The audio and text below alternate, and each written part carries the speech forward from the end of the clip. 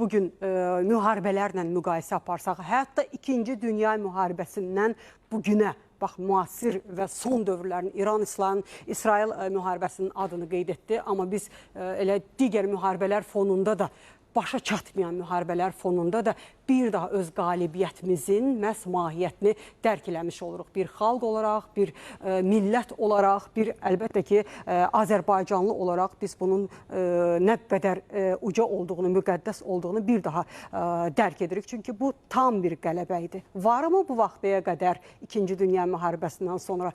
Bəhruz müəllim, sizin də bir hərbi təcrübəniz də var. Əfqanistanda xidmət etmişsiniz. Ümumiyyətlə, varmı? Bax, biz Əfqanistandan misal çəkə bilərik, yəni bu sıraya.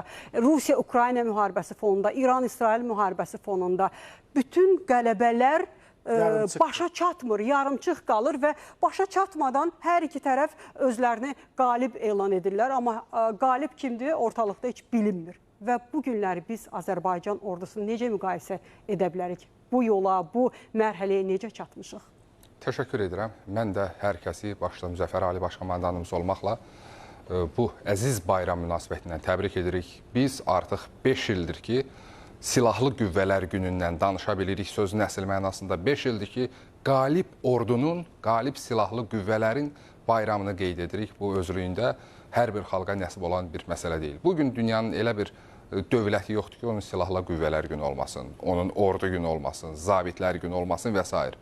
Eyni zamanda hansı xalqa, hansı nümayəndəsinə siz mikrofon uzatsanız, deyəcək, dövlətim üçün, vətənim üçün ölməyə hazıram. Eyni zamanda çox saylı dövlətlər var ki, bugün böyük statistikası var, filan qədər tankı, topu, əskəri və s. Amma nə qədər ki, ordu, silahlı qüvvələr və bir də silahlı qüvvələr və xalq birliyi sınağa çəkilməyib, əməliyyatlarda, real əməliyyatlarda özünü göstərməyib, o sadalananların hamısı pafosdur və boş statistikadır. Azərbaycan ordusu sözün əsl mənasında sınaqlardan keçmiş, Müzəffər Ali Baş Komandanın rəhbərliyi altında böyük sınaqlardan keçmiş, Ulu Öndərin rəhbərliyi altında böyük sınaqlardan keçmiş sözün əsl mənasında silahlı qüvvələrdir. Bilirsiniz, Cumhuriyyət dövründən bəri Azərbaycan ordusu heç bir formada köklü, əsaslı qalibiyyət qazanmamışdı. Bizim o dövrdə əlbəttə böyük, kifayət qədər təcrübəyə malik və bugün də ehtiramla andığımız böyük generallarımız olub, hərbçilərimiz olub. Amma Azərbaycan hərb tarixindən biz danışdıq. Heç şübhəsiz ki, Azərbaycan hərb tarixi özünün kulminasiya nöqtəsinə bir mənalı şəkildə Müzəffər Ali Baş Komandanın dövründə qədəm qoyub. Buna qədər bilirsiniz ki, Cumhuriyyət dövründə, müvafiq Cumhuriyyət dövründən sonraki dövrdə repressiyalar və s. və ilaxır belə bir period keçdik. Amma sonra Sovet dövründə yenə də bizim az-çox hərbiçilərimiz var idi və ancaq konkret olaraq Azərbaycanın, müasir Azərbaycanın, müstəqil Azərbaycanın quruculuğuna doğru atılan ilk addımlardan biri məhz Ulu Öndərimizin Cəmşid Naxçıvanski adına hərbi liseyi açması və ardınca, bu hələ Sovetlər İttifaqının, Sovetlər dövrüdür, ardınca isə Azərbaycanlıq hərbiçi kadrların Sovetlər böyük bir derjav idi. Sovetlər ali məktəblərində, ali hərbi məktəblərində yetişdirilməsi istiqamətində atılan addımlar idi. Beləliklə, biz müstəqil olanda artıq bizim kifayət qədər təcrübəli Sovet sisteminin o sözün əsl mənasında məktəbini keçmiş zabitlərimiz var idi. Lakin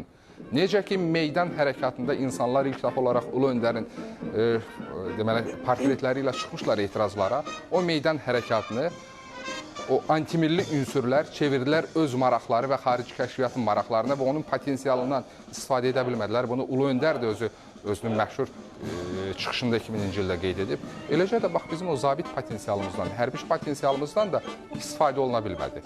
Nə Vəzirovun son dönəmləri, nə Ayaz Mütəllibovun dövründə, nə AXC Müsavat ünsürlərinin dövründə. Bunlar nə etdilər? Xüsusən AXC Müsavatın ordu quruculuğu bir mənalı şəkildə elə dövlət idarəçiliyinə bənzəyirdi.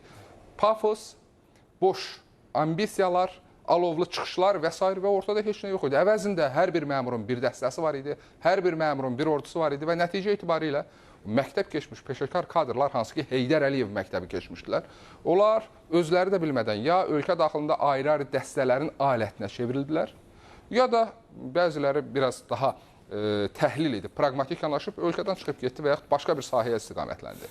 Yəni, Ulu Öndər belə bir məqamda gəlib çıxmışdı ölkəyə və o gəlməsi ilə ordu quruculuğunda dönüş yarandı. Daim məğlubiyyətlə hərəkət edən, məğlubiyyətə məruz qalan Azərbaycan ordusu məhz Ulu Öndərin ali baş komandanlığında Horadiz, eyni zamanda Cəbrayıl və Füzulinin bəzi kəndlərini azad etməyə və nəticə etibarilə bununla da o dövrki müharibənin tarixində dönüş yaratmağa başladı və nəticə etibarilə bundan sonraki dövrdə bizim ordu quruculuğu prosesimiz başladı. Konstitusiyanın qurulması ilə Ulu Öndər 9-cu maddəni oraya əlavə etdi və qeyd etdi ki, Azərbaycan özünün təhlükəsizliyini və müdafiəsini təmin etmək üçün silahlı qüvvələr yaradır və eyni zamanda 10-cu maddədə ifadə etdi ki, biz başqa dövlətlərlə münasibətlərimizi beynəlxalq ümumi tanınmış prinsiplər əsasında qururuq və yenidən mən 9-cu maddəyə qayıdım. Orada deyir ki, biz başqa dövlətlərin müstəqilliyinə, ərazi bütövlüyünə, qəsd vasitəsi kimi müharibələri rədd edirik. Bax, belə bir prinsiplərlə Ulu Öndər ordu quruculuğu başladı. Daha sonraki dövrdə kifayət qədər ciddi biz yol keçdik və ən sevindirici, bu ordu quruculuğu yolunda ən sevindirici və qürur duyulan istiqamət ondan ibarətdir ki, bu Ulu Öndərin Azərbaycan xalqına, Ulu Öndərin hətta belə deyək də başqa xidmətləri ilə bərabər, bax, bu xidmət o qədər ayrıca nəzərə çarpır. Bu, varisliyin təmin olunması oldu ordu quruculuğunda və Cənab İlham Əliyevin Ulu Öndər siyasi kursuna layiqli şəkildə davam etdirməklə, bu kursa sonraki dövrlərdə rəhbərlik etməklə Azərbaycanın tarixini sözün əsl mənasında dəyişdi. İlk olaraq biz tədricən bilirsiniz ki, aprel döyüşləri, Günnüt əməliyyatı, ardınca vətən müharibəsi, bu kulminasiya idi artıq. Tovuz döyüşləri, vətən müharibəsi, antiterror tədbirləri və bunların hamısı bunların. Biri var müharibə xətrinə müharibə. Cənab İlham Əliyev sözün əsl mənasında hərb tarixində bir ustad dərsi keçdi. Beynəlxalq humanitar hüquq nədir? Bəli, humanitar hüquq nədir onu öyrətdi. Bizim bir dənə də olsun mülki insan hədəfimiz olmayıb və belə bu qaydalara, bu çox sərt çərçivələr qoymuşdu Cənab İlham Əliyev ordu qarşısında. Bax, bu çərçivələr daxilində Azərbaycan ordusu özünün peşəkarlığını, özünün Azərbaycanda ordu xalq birliyinə, ordu xalq birliyinin o mahiyyətini əsl dünyaya göstərmiş oldu və nəticə etibarilə siz qeyd etdiniz. Bax, bu ordu, belə bir ordu ancaq mütləq qələbə qazana bilərdi. Bugün indi baxırıq qonşu dövlətlərdə, indi xüsusi mən ad çəkməyə lüzum bilmirəm, amma hər kəs öz qələbəsini elan edir. Hansı qələbə? Hər bir tərəf darmadağındır. Hansı tərəf niyyətinə çatıb? Azərbaycan ordusu 44 gün ərzində, baxmayaraq ki, o döyüşən tərəflərin ilə az qala hər ikisi nüvə dövlətləri idi. Azərbaycan ordusu çox böyük güclər idi və Azərbaycanın da 44 günlük qələbəsi zamanı təbii ki, biz Ermənistanla təkcə müharibə aparmırdıq. Mən bunu demək istəyirəm ki, onların da arxasında böyük güclər dayanırdı. Mən bunu demək istəyirdim ki, Azərbaycanın qarşısında Ermənistan deyil, Azərbaycanın qarşısında BMT Təhlükəsizlik Şurasının daimi üzvlərindən bir çoxu var idi. Azərbaycanın qarşısında Ermənistana açıq silah sursatla təmin edən qonşularımız var idi. Ona enerji ilə təchiz edən qonşularımız var idi. Bax, belə bir şəraitdə Azərbaycan prezidenti nə qədər zərgər dəqiqliyi ilə, onun müzəffər ali baş komandanlığı ilə biz mütləq qələbə qazandıq. Müasir dövrdə, yalnız müasir dövrdə yox, həm də Cənubi Qafqaz kimi mürəkkəb geosiyasi şəraitdə, coğrafiyada mütləq qələbə inanılmazdır və biz nəinki mütləq qələbə qazandıq. Sonra Ermənistan baş qaldırmaq istədi. Kapitulyasiyaya məcbur olduqdan sonra, baxın da bugün başqa ölkələr də müharibə aparır. Hanı kapitulyasiya aktı? Azərbaycan gecə ilə Paşinyan özü bilir harada kapitulyasiya aktını imzalamağa onu məcbur etdi. Biz Laçın, Kəlbəcər burada hərbiçilərimiz çox gözəl edə bilər. Laçındır, Kəlbəcərdir, Ağdamdır. Bura ordunun girişi, baxın görün, nələrə səbəb ola bilərdi. Ağdamın hər qarışı minalanmışdı, keçilməz sədlər idi. Təbii şərait, təbii coğrafi şərait Kəlbəcərin hər addımına onlarla şəhid tələb edirdi. Cənab İlham Əliyev elə bir mütləq qələbə qazandı ki, Ermənistan dediyimiz o torpaqları, o 3 rayonu azad etməyə məcbur oldu bir güllə atmadan. Bax, budur mütləq qələbə. Antiterror tədbirləri, budur mütləq qələbə və bugün o hərbçilərin ailələrinə, hərbçilərin özlərinin sosial şəraiti ilə bağlı dövlətimizin atdığı addımlar onu göstərir ki, hərbçilərimiz dövlətinə əmin olaraq, müzəffər ali baş komandanına əmin olaraq addımlar atıblar. Mən burada bir xidməti də xüsusi qeyd etmək istəyirəm. Müharibə dönəmində hərbçilərin ailələrinin ən böyük dayağı Azərbaycan Respublikasının birinci vitse-prezidenti Mehriban xanım Əliyev oldu. Baxın, mən özüm təmsil etdiyim bölgədə şəhid tabutu gələrkən onun ailəsinin yanında, onun dayağına məhz Mehriban xanım, onun göndərdiyi nümayəndələr çatırdı, onun dayağına çevrilirdi. Bax, belə bir ordunu artıq biz yaratmışıq. Bugün Azərbaycan ordusu ilə bağlı ilk 50-likdə və s. deyirlər, amma baxırıq kimlər bizdə siyahıdan qabaqdadır, bu sadəcə gülüncdür. Azərbaycan ordusu bir mənalı şəkildə ən pis halda bugün ilk 30-luqdadır və Müzəffər Ali Baş Komandanın bugün həyata keçirdiyi islahatlar Azərbaycan ordusunun hələ böyük perspektivlərinin qarşıda olduğunu göstərir. bu yol, bu xətt davam etdikcə Azərbaycanın mütləq qələbələri, bax, hərbi siyasi zəfərlərin ardınca digər qələbələr də davamlı şəkildə biz müşahidə edəcəyik. Bəhruz müəllim, təbii ki, Azərbaycan ordusu Türkiyə ilə bu birliyi yaratdıqdan sonra bu Türk dünyasına bir nümunə oldu və nəzərə alsaq ki, Azərbaycan prezidenti elə səhv etmirəmsə and içmə mərasimində qeyd etdi ki, Türk dünyasının güclənməsi, hətta hərbi güclənməsi də bax bugün hədəflərimizdəndir. Bax Azərbaycan-Türkiyə nümunəsində bu birliyin, bax bu hərbi birliyin davam etdirilməsinin perspektivlərini bugün necə görürük? Və xüsusilə də Azərbaycanın hərbi quruculuğunda beynəlxalq münasibətlər sistemindən biz, inkişaflı sistemindən buna yanaşmış olsaq. Çox vacib bir məqama toxunuşdur Cələ xanım. Amma bir məqamın sərhədlərini biz açıq formada deyək. Türkiyə ilə Azərbaycan arasında həqiqətən də sözün əsl mənasında münasibətlərin yeni mərhələsinə start vermişik. Şuşa bəyannaməsi ilə bu münasibətlər tamamilə yeni bir mərhələyə, ali səviyyəyə çatıb. Eyni zamanda bu günlərdə Kahramanmaraşda Azərbaycan məhəlləsinin açılması Azərbaycanın özünün bu qardaşlığa, bu yaxınlığa hansı dəyərini verdiyini göstəricisidir. Zamanla uzun illər ərzində Azərbaycanda türk mövzusu çox ciddi şəkildə istismar olunub.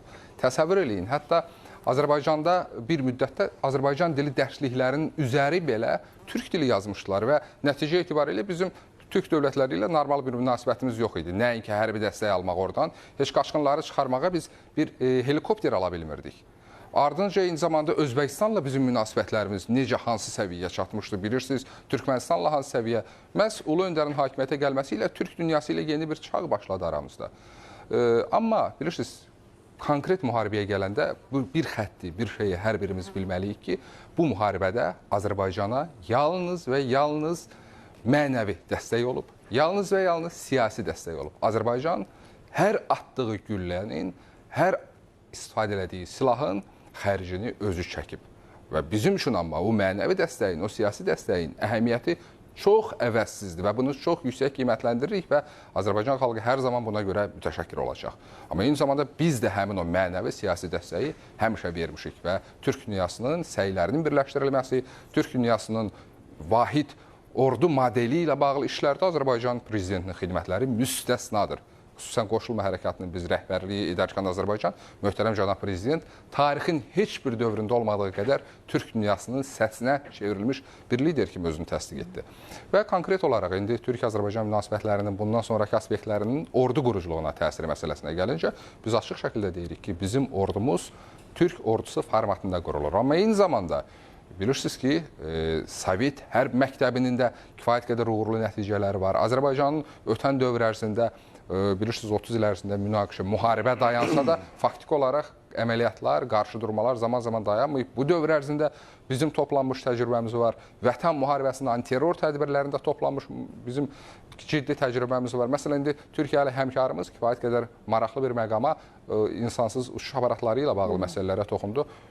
Heç bir döyüş zonasında bu daha əvvəl Azərbaycan qədər sınaqdan keçirilməmişdi. Mənə elə gəlir ki, elə Türkiyənin özü üçün də o satdığı avadanlıqların gələcək taliyi ilə bağlı Azərbaycanın həyata keçirdiyi əməliyyatlar, peşəkarlıqla həyata keçirdiyi əməliyyatlar mühüm əhəmiyyətə malik oldu. Yəni, burada faydalar qarşılıqlıdır. Burada biz əlbəttə ki, çox yüksək qiymətləndirib əməkdaşlığı və biz bundan sonra da əməkdaşlığımızı dərinləşdirmək arzusundayıq və bir şeyi bilməliyik ki, bizi bağlayan tellər bəli çoxdur. Dilimiz, dinimiz, eyni kökdən olmağımız. Amma eyni kökdən olan, mən dəfələrlə demişəm, bugün onlarla dövlət var ki, bir-biri ilə ciddi şəkildə savaş içindədir. Rusiya-Ukraynadan tutmuş Koreyalara qədər.